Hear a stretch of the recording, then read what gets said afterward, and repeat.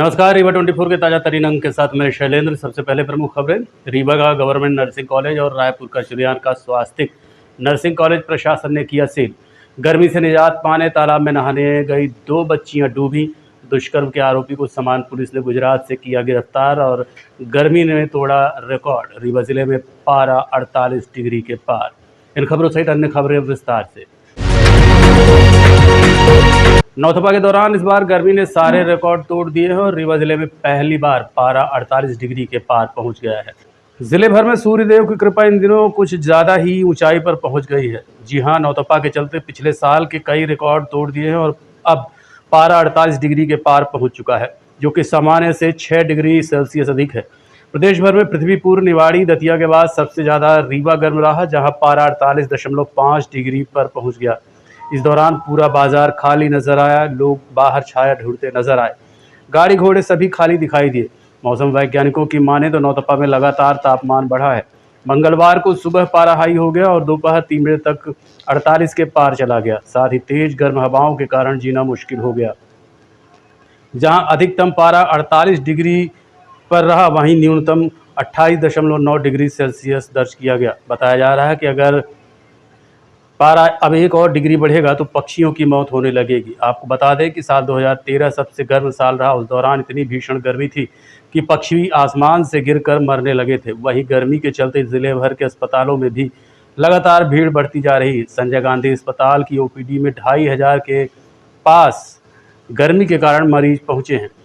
मौसम वैज्ञानिकों के अनुसार बुधवार 29 को पारा 47 डिग्री के पार रहा। इसके अलावा 30 और 31 मई को अधिकतम तापमान में गिरावट की संभावना जताई गई है। देखिए, अब अभी आप पिछले दिन देखा, कल का दिन जो हमारे रीवा जिले में सबसे अधिकतम तापमान 48.2 डिग्री सेल्सियस गया है और वहीं न्यूनतम तापमान 28.6 डिग्री सेल्सियस मंगलवार को गया है, जो कि बीते लगभग 2013 में 48 डिग्री सेल्सियस तापमान गया था। लगभग 13 साल बाद हमारा 48 डिग्री सेल्सियस टेम्परेचर क्रॉस हुआ है। और जहां तक नौतपे का सवाल है, नौतपा हमारा 25 जून से लगा था, 25 मई से लगा था और ये 2 जून तक चलेगा। और नौतपा में तो ऐसी मान्यता है ही कि आप लोग देख रहे हैं, मतलब जानते ही हैं कि जितना अधिक तपेगा नौतपा उतनी अधिक बारिश होगी। फिलहाल नौतपे में ही नहीं बल्कि जून 7-8 जून तक ये लगभग टेम्परेचर 44 से 46 डिग्री सेल्सियस के आसपास ऐसे ही बना रहेगा, बल्कि 4 या 3 जून के बाद इससे भी अधिक जा सकता है, लगभग 48 डिग्री सेल्सियस के पास लगभग 4 जून के से 8 जून के मध्य फिर से जा सकता है। मैं तो सलाह दूंगा कि बहुत जरूरी जब काम हो किसानों के लिए या हम घर परिवार वालों के लिए तभी निकलें और सूती कपड़ा मतलब सर पे ढक के निकलें, अगर मतलब और साथ में ठंडा पानी लेके निकलें। किसानों के लिए देखिए ये है भाई कि मैं सलाह दूंगा कि किसान जो मतलब अपनी उनकी फसल लगी हुई है, इस समय वो हल्की सिंचाई करते रहें, ड्रिप इरिगेशन का उनको हल्का वहाँ पानी देते रहें। और कोशिश है कि उनको सुबह या शाम के समय पानी दें, कि इससे कि क्या है कि फसल में उनकी क्षति ना हो। मतलब सुबह शाम पानी देंगे तो इससे क्या है उनके मतलब फसल का में मतलब उसमें गलन की समस्या पैदा नहीं होगी और उससे क्या है और हम उनकी फसल स्वस्थ रहेगी। मानसून कब तक आ जाएगा और कैसी स्थिति रहेगी बरसात? मानसून जैसा कि आप लोग सभी लोग जानते हैं कि मानसून 1 जून को केरल के में प्रवेश कर जाता है, लेकिन इस बार 30 या 31 मई को मानसून हमारा केरल में प्रवेश करने के पूर्वानुमान है। और मानसून को केरल से आते मध्य प्रदेश में लगभग 15 दिनों का समय लगता है और मध्य प्रदेश से पूरे मध्य प्रदेश को कवर करने में लगभग 3 से 4 दिन का और टाइम लगता है, यानी कि 15 जून तक हमारा मध्य प्रदेश में आ जाएगा। और हमारे बिंद या रीवा जिले में मतलब उसको कवर करने के लिए लगभग 3 से 4 दिन का समय और लगेगा। मतलब मान के चले 18 से 20 जून के आसपास हमारे रीवा जिले में मानसून को देखा जा सकता है। और इस बार जो मानसून का पूर्वानुमान है, इस बार का अच्छी बारिश का पूर्वानुमान है, लगभग 110 से 115% के आसपास हमारे मानसून का पूर्वानुमान है। शहर में 3 बजे के बाद धूल भरी आंधी चली, जिससे आवागमन अवरुद्ध हो गया। वहीं गर्मी से कुछ राहत भी मिली है। भीषण गर्मी के चलते अचानक बादल छा गए और तेज धूल भरी आंधियां चली, जिससे काफ़ी परेशानियों का सामना करना पड़ा। एक समय तो ऐसा लगा कि जमकर बारिश होगी, लेकिन कुछ बूंदों के अलावा कुछ भी देखने को नहीं मिला। आंधी इतनी तेज थी कि सड़क किनारे दुकानों द्वारा फैला अतिक्रमण अपने आप हट गया। गाड़ियां रुक गईं और लोग परेशान दिखाई दिए। थोड़ी देर के लिए गर्मी से राहत तो मिली, लेकिन बाद में फिर वैसे ही गर्मी सताने लगी। सीबीआई जांच में रीवा के 2 नर्सिंग कॉलेज अयोग्य मिले थे, जिन्हें हाई कोर्ट के आदेश के बाद सील कर दिया गया है। मध्य प्रदेश में फर्जी कॉलेज को लेकर एक याचिका हाई कोर्ट में दायर की गई थी, जिसके बाद हाई कोर्ट ने सभी नर्सिंग कॉलेजेस की जांच के निर्देश जारी किए थे और सीबीआई को जांच की जिम्मेदारी सौंपी गई थी। सीबीआई ने हाई कोर्ट के निर्देश पर प्रदेश भर में जांच अभियान चलाया और जांच के बाद रिपोर्ट हाई कोर्ट को सौंप दी, जिसके बाद पता चला कि मध्य प्रदेश के 66 ऐसे कॉलेज थे जो संचालन के योग्य नहीं पाए गए। इन सभी कॉलेजों को हाई कोर्ट ने अमान्य घोषित कर दिया। अब हाई कोर्ट के आदेश के बाद एक्शन लिया गया और रीवा के गवर्नमेंट कॉलेज और रायपुर करचुलियान के स्वास्थ्य नर्सिंग कॉलेज पर ताला जड़ दिया है। इस मौके पर डीन डॉक्टर सुनील अग्रवाल और डॉक्टर राहुल मिश्रा सहित अन्य स्टाफ मौजूद रहा। वहीं रीवा में वैशालीजान एसडीएम ने कार्रवाई की, जबकि रायपुर करचुलियान में एसडीएम पीएस त्रिपाठी ने कार्रवाई। इस संबंध में डीन डॉक्टर सुनील अग्रवाल और एसडीएम वैशाली जैन ने हमें बताया था और उसके तहत कोई भी निर्देश प्राप्त हुए हैं प्रशासन को, तो जिनकी मान्यताएं रद्द की गई हैं, तो उसी के तहत यह नर्सिंग कॉलेज को सील किया गया। सर, आपके अंतर्गत आता है, आपकी ओर से मान्यता बहाल करने के लिए क्या प्रयास किए जाएंगे? हम इसके लिए शासन ने अपना पक्ष रखा भी था अदालत में और आपकी ओर से कोई पिटीशन वगैरह दायर की जाएगी? अब अभी तो ऑलरेडी पहले से मामला कोर्ट पे न्यायालय में है और उसके बाद उसी के तहत प्रक्रिया चल रही है। अब जुलाई में शायद तारीख लगी हुई है। अब हम आगे की कार्रवाई हाई कोर्ट के निर्देश के अनुसार ही होगी। आपकी ओर से क्या प्रयास करेंगे? हमारी तरफ से तो शासन अपना पक्ष रख रहे हैं, अपना अदालत में अपना तो किस संबंध में है? ये हाई कोर्ट के आदेश के परिपालन में हुई है। शासन से भी जो है कलेक्टर को इस स्तर पे चिट्ठी लिखी गई थी कि जो नर्सिंग होम्स अनसूटेबल फाइंड हुए थे, रीवा में 2 हैं, उसी संबंध में इस कॉलेज को क्लोज डाउन करने की कार्रवाई की। कितने नर्सिंग होम कॉलेज की रीवा के 2 हैं और रीवा में 1 है यहाँ पे, और दूसरा जो है वो स्वास्थ्य है नर्सिंग कॉलेज जो रायपुर में है। उसमें कब कार्रवाई होगी? उसमें भी आज ही हो रही है। आज ही हो रही है। किस माध्यम से कार्रवाई की गई मैम? किस माध्यम से कार्रवाई हुई है? शासन का हमें निर्देश प्राप्त हुए थे, उसी के परिपालन में। नर्सिंग कॉलेज बंद होने के बाद नर्सों ने डीन से मुलाकात की और अपने भविष्य को लेकर चर्चा की। मंगलवार को नर्सिंग कॉलेज सीज कर देने के बाद नर्सिंग की पढ़ाई कर रही छात्राएं अब कशमकश की स्थिति में हैं। उन्हें समझ में नहीं आ रहा है कि वो क्या करें। उन्होंने कहा कि हमारे 1.5 साल तो यूं ही बर्बाद हो गए। हम एंट्रेंस देकर आए थे, सब इधर उधर की बात कर रहे हैं, लेकिन हमारे भविष्य को लेकर किसी की चिंता नहीं। नर्सों ने कहा कि डीन से मुलाकात की तो उन्होंने कहा कि अब तो कॉलेज सील हो गया है, आप उप मुख्यमंत्री से मुलाकात करें। आपको बता दें कि इस मामले को लेकर नर्सिंग छात्राओं ने पहले भी विरोध दर्ज कराया था। इसके अलावा हाई कोर्ट में भी उन्हें अपील लगा रखी है, लेकिन वहां भी सुनवाई नहीं हो रही है। था उसके तहत तो उसको लॉक कर दिया गया है। तो मेरा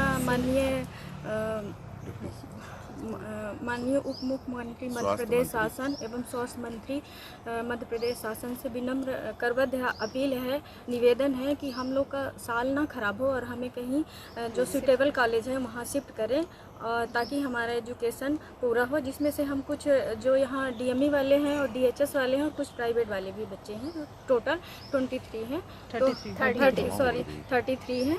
तो मेरी विनम्र निवेदन है कि हम लोग को किसी सूटेबल कॉलेज में शिफ्ट किया जाए, ताकि हमारा जो एजुकेशन है वो कंटिन्यू हो। तो अभी कुछ डॉक्यूमेंट वगैरह भी आप लोगों का अंदर रखा हुआ बता रहे थे आपको?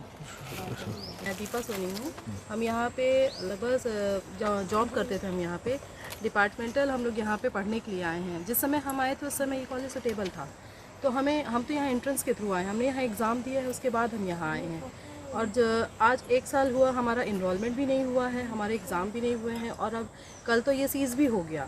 उसके बाद हमें बीच में पता चला कि अनसूटेबल हो गया, अब कल सीज़ हो गया। हमारे सारे ओरिजिनल डॉक्यूमेंट्स भी यहाँ जमा हैं, हमें कुछ पता ही नहीं चल रहा। हम समझ नहीं पा रहे कि ना तो हमारा इनरोलमेंट हुआ, ना हमारा कुछ एग्ज़ाम हो रहा है, कुछ भी हमारे लिए नहीं हो रहा है। और 4-6 महीने हमारे 2 साल हमें मिलता है एजुकेशन लीव, 1.5 साल तो हमारे वैसे ही चले गए, 6-7 महीने बचे। अब उसमें बताइए हम क्या करें, हमारे पास कुछ भी नहीं बचा। इस तरह करके पूरी हमारी लीव भी ख़त्म हो जा रही है, कहीं से कोई निर्णय ही नहीं हो पा रहा है। कोर्ट में केस हम अलग लगाए हुए हैं, वहाँ से भी कोई हियरिंग हमें नहीं मिल पा रही है। ऐसे कंडीशन में हम क्या करें, कोई भविष्य हमें समझ में ही नहीं आ रहा कि हम कहाँ जाएं, किससे बोलें। और पता सबको है ये बात, नर्सिंग कॉलेज के जो फर्जीवाड़े के जो चल रहे हैं आज कितने सालों से, सब सीबीआई जांच चल रही है, लेकिन हमारे लिए कोई कहाँ कुछ बोल रहा है। तो अब आप लोग कहाँ पर जाएंगे, किससे मुलाकात होगी? अब ये तो हम खुद भी नहीं समझ पा रहे हैं कि हम किससे जाएं। हमारे तो सब कुछ हमारे डीन है, हम तो उनसे मिले हैं अभी, तो उन्होंने कहा कि अभी अब तो सीज हो गया है, तब आप मंत्री जी से मिलें इस बारे में। क्या नाम है आपका? दीपा सोनी। ठीक। दुष्कर्म कर महिला का अश्लील वीडियो वायरल करने वाले आरोपी को समान पुलिस ने गुजरात से गिरफ्तार कर लिया है। पीड़िता ने 6 मई को गुजरात के रहने वाले युवक पर गंभीर आरोप लगाए थे। उसने बताया कि नवंबर 2023 में मैट्रिमोनियल वेबसाइट के माध्यम से उसकी जान पहचान देवासी से हुई थी। उसकी आईडी के साथ व्हाट्सएप नंबर भी था। इसके माध्यम से आरोपी से संपर्क कर जान पहचान बनाई और बताया कि गुजरात में वो शिक्षक है, कच्छ गुजरात में रहता है। इसके बाद दोनों के बीच नज़दीकियाँ बढ़ती गई और 25 दिसंबर को रीवा पहुंचकर देवासी ने मिलने के लिए उसे नए बस स्टैंड सामान बुलाया। इसके बाद अपनी बातों में उलझाकर उसके साथ घर आ गया और शाम को डिनर करके खाने में कुछ मिला दिया। बाद में शादी का झांसा देकर जबरन शारीरिक संबंध बनाए और अश्लील वीडियो अपने मोबाइल में रिकॉर्ड कर लिया।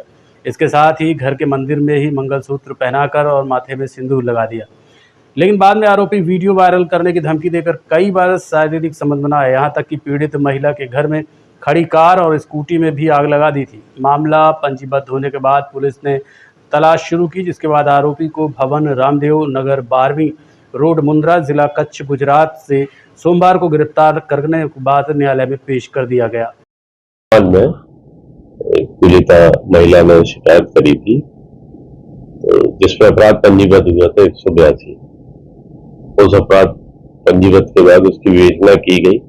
विवेचना के दौरान आरोपी को अपराध प्रमाणित पाए जाने पर उस आरोपी को मुंद्रा गुजरात से गिरफ्तार कर लिया गया है और उसको कोर्ट पेश कर दिया गया है। विवेचना उसकी जारी है और आए हुए साक्ष्यों के आधार पर उस पर कार्रवाई पूर्णतः की जा रही है।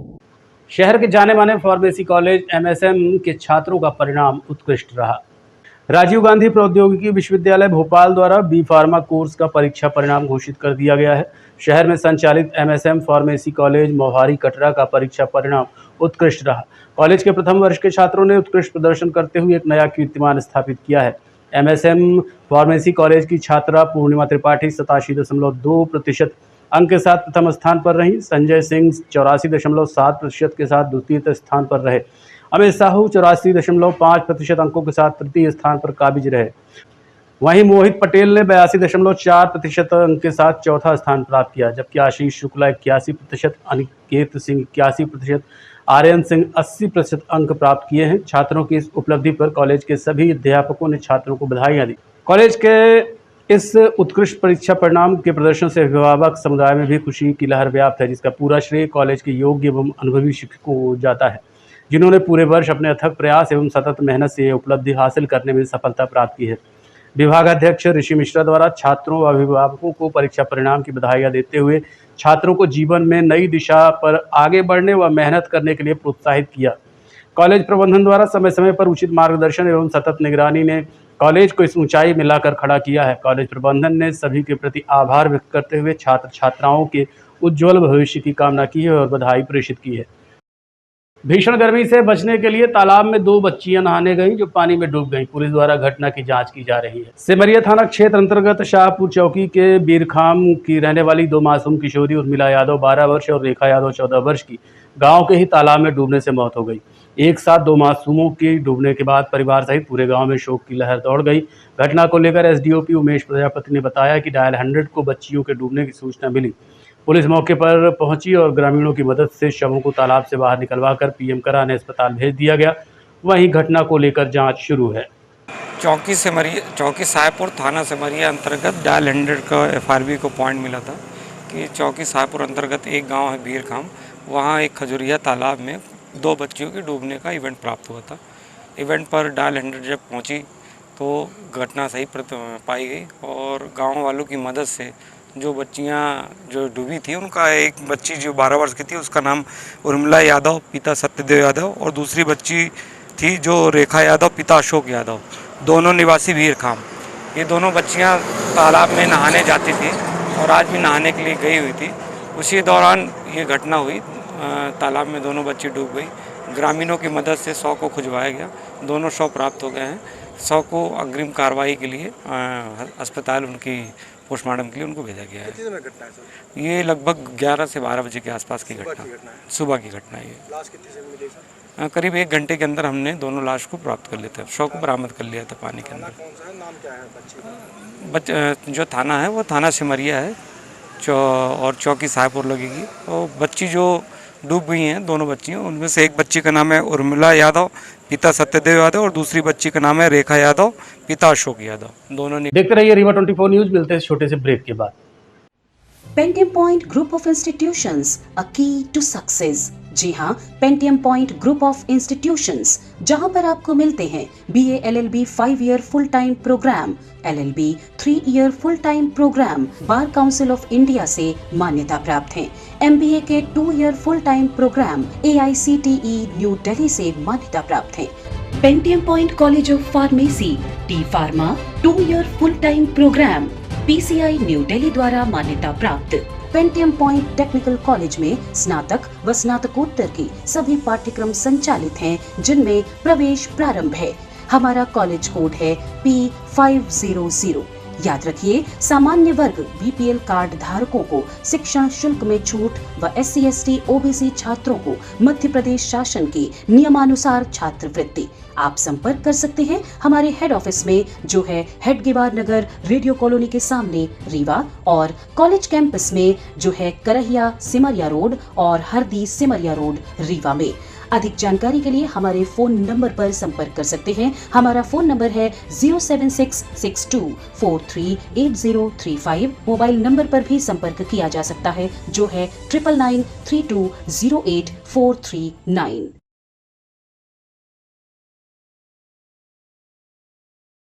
अधिवक्ता संघ सभागार में आज नवागत न्यायाधीशों के सम्मान समारोह में एक कार्यक्रम आयोजित किया गया। आज अधिवक्ता संघ सभागार में एक परिचय सत्र और चर्चा का आयोजन किया गया। इस दौरान नवागत न्यायाधीशों का सम्मान किया गया, जिसमें मुख्य रूप से प्रधान जिला न्यायाधीश राकेश मोहन प्रधान, सुरेंद्र कुमार जी, पद्मा जाटव, संदीप श्रीवास्तव, शशांक खरे, संतोष तिवारी और धर्मेंद्र सोनी। वहीं व्यवहार न्यायाधीश पन्ना नागेश, स्वाति रघुवंशी, दिलीप जी, कंचन सैनी, स्वाति जी और श्रेया चौहान का स्वागत किया गया। एक परंपरा चली आ रही है, बार और बेंच के बीच में एक सामंजस्य, सौहार्दपूर्ण वातावरण और सहयोग की भावना से कार्य होते रहें, इसके लिए ये लगातार परंपरा रही है कि बार बेंच को आपस में एक दूसरे से कम्युनिकेशन के माध्यम से विचारों का आदान प्रदान किया जाता है, सहयोग किया जाता है। और उसी तारतम्य में हमारे संघ में, हमारे जिला न्यायाधीश में न्यायाधीशगण, नवागत न्यायाधीशगण आए हुए हैं, तो उनके संबंध में परिचय और सामान्य चर्चाएं। इसमें अभी जो नए जज आए हुए हैं, तो उसमें जो प्रमुख रूप से जिला न्यायाधीश आए हैं, तो प्रधान जिला न्यायाधीश श्री राकेश मोहन प्रधान साहब आए हैं, सुरेंद्र कुमार जी आए हैं, श्रीमती पद्मा जाटव, श्री संदीप श्रीवास्तव, श्री शशांक खरे, श्री संतोष कुमार तिवारी और श्री धर्मेंद्र सोनी, ये सब हमारे जिला न्यायाधीशगण अभी नवागत हैं, उनका हमने स्वागत किया है। और व्यवहार न्यायाधीश जो हैं वो कनिष्ठ वर्ग और वरिष्ठ वर्ग में से आए हुए हैं, जिसमें श्री पन्ना नागेश, श्री सुश्री स्वाति रघुवंशी, श्री दिलीप महोर, श्री कंचन सैनिक, सुश्री षष्ठी चौरसिया, सुश्री प्रिया चौहान, ये लोग अभी स्थानांतरित होकर हमारे रीवा संघ में आए हैं। उनका भी हम लोगों ने तहे दिल से स्वागत व सत्कार किया। मैं जिला अधिवक्ता संघ रीवा का सचिव DS ओझा हूं, अभी नवनिर्वाचित हुआ हूं, और मेरे कार्यकाल का ये पहला बृहद। रीवा शहर में अवैध कॉलोनाइजरों पर नगर निगम अब सख्त कार्रवाई करने की तैयारी कर रहा है। कार्यपालन मंत्री HK त्रिपाठी ने बताया कि शहर में लगातार अवैध कॉलोनाइजरों का कब्जा बढ़ा है। मनमाना तरीके से कॉलोनी बनाकर ऊंचे दामों बेच रहे हैं, जिसके लिए उन्हें पहले नोटिस दी जाएगी। उसके बाद भी अगर उचित जवाब नहीं आता है तो FIR दर्ज की जाएगी और नियमानुसार कार्रवाई भी की जाएगी। उन्होंने बताया कि इस तरह की शिकायतें वार्ड क्रमांक 44 और गंगापुर आदि में देखने को आई हैं, जिस पर जल्द ही शिकंजा कसा जाएगा। नगर पालिका निगम रीवा जो है, इस समय जो अवैध कॉलोनी शहर में बस रही हैं, उन पे नियमानुसार कार्रवाई जो शासन के निर्देश हैं, तथा लोगों को कॉलोनी विकास अनुमति लेने के लिए प्रेरित कर रहा है। उसमें जो ऐसे कॉलोनाइजर बिना अनुमति के कॉलोनी का विकास कर रहे हैं चोरी छिपे तरीके से, उनको तो पहले हम कारण बताओ नोटिस जारी करते हैं और इसके बाद उनका जवाब आने के बाद अगर उनका जवाब समाधान कारक नहीं हुआ तो फिर हम उसको अपना जो मध्य प्रदेश नगर पालिका निगम अधिनियम 1956 है, 292 की धारा उसमें दंडित अपराध है, उसके तहत FIR दर्ज करते हैं। और कॉलोनी विकास नियम 2021 है, उसके तहत उस कॉलोनी को हम लोग उखाड़ते हैं और उन्हें जो है प्रतिबंधित करते हैं कि इसमें हमारी भवन ऊर्जाएं तभी होंगी जब इसका वैधीकरण कराएं। इसी में 44 नंबर भी आती है। अभी हमने ऐसा करीब मोटा मोटा 60-70 कॉलोनियों को सूचित कर रखा है, चिन्हित कर रखा है, जिनको हमने नोटिस दिया है कारण बताओ। कुछ में हमने दोबारा भी नोटिस दिया है जिनके उत्तर आ गए हैं। इसी कड़ी में एक हमारी वार्ड नंबर 15 पे गंगापुर कॉलोनी है, उस पे अभी प्लाट वहां रिक्त है। उसमें हमने जो प्लाट आरक्षित किए थे पार्क के लिए 10% भूमि, उसमें काजी जी ने अचानक बाउंड्री बना दिया।